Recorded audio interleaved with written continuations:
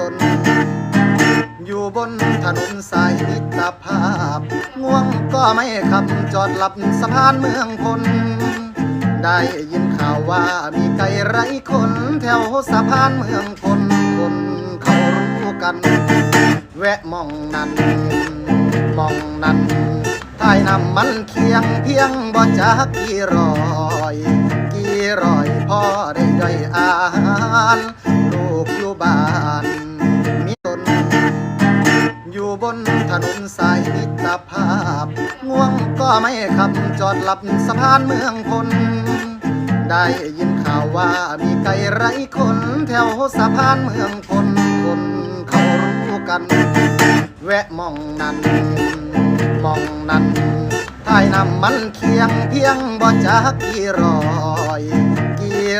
พ่อได้ย่อยอาหารลูกอยู่บ้า